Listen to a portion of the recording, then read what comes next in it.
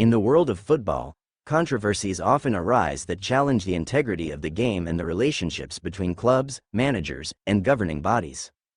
Recently, one such incident has drawn significant attention: Arsenal's alleged attempt to navigate a £500 million fine imposed by the Premier League due to damages caused by their player Declan Rice during a match against Liverpool.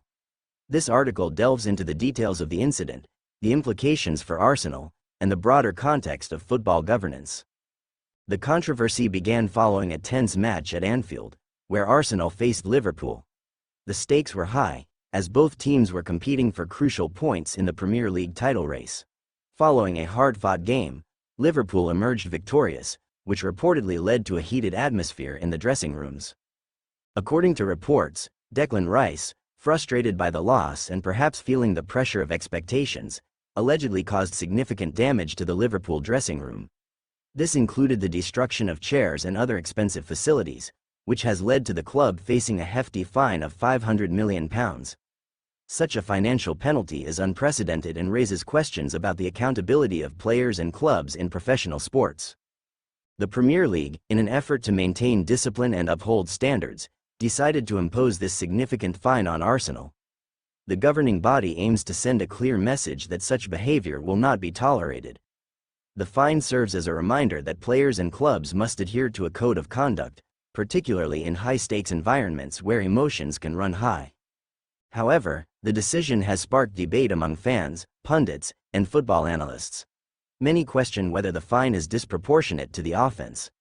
Critics argue that while player discipline is crucial, a £500 million penalty seems excessive for property damage, especially when considering the broader financial implications for the club. In response to the fine, Mikel Arteta, Arsenal's manager, has been vocal about his concerns regarding the penalty. Sources have indicated that Arteta might be exploring various avenues to mitigate the financial impact, including negotiations with the Premier League board. While it remains to be seen what specific strategies Arteta is pursuing, the suggestion that he may attempt to influence the board through financial incentives has raised eyebrows. Such tactics, if true, would not only put Arsenal in a challenging ethical position but could also jeopardize the club's reputation within the football community. The idea of a manager or club attempting to play a dirty game with the Premier League board raises significant ethical questions. Football, as a sport, thrives on the principles of fair play, transparency, and integrity. Any attempt to sway decisions through financial incentives would undermine these values, potentially damaging the relationship between clubs and governing bodies.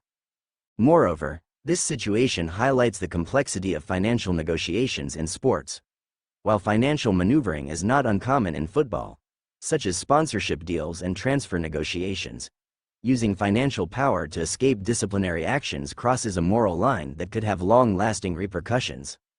Should Arsenal succeed in negotiating a reduction or cancellation of the fine, it could set a troubling precedent for the future. Other clubs might see this as an opportunity to engage in similar tactics, leading to a slippery slope where financial power dictates disciplinary outcomes.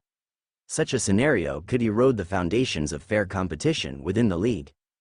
On the other hand, if the Premier League maintains its stance and the fine is upheld, Arsenal could face severe financial repercussions. A £500 million fine could cripple the club's finances, affecting player acquisitions, salaries, and overall operational capabilities. The club may have to reassess its financial strategies and consider drastic measures to cope with the fallout. This incident is not isolated. It reflects broader issues within football governance. The relationship between clubs and governing bodies is often fraught with tension, particularly concerning financial regulations and disciplinary actions. The financial landscape of football has changed dramatically in recent years, with clubs navigating complex financial fair play regulations, sponsorship deals, and revenue streams. Moreover, the role of social media and public opinion cannot be overlooked. Fans and analysts have taken to platforms like Twitter and Facebook to voice their opinions, creating a public discourse that influences decision-making processes. In this digital age, clubs must be mindful of their public image and the potential backlash from fans when engaging in controversial practices. As this story continues to unfold, the implications for Arsenal, Mikel Arteta, and the Premier League will be closely watched.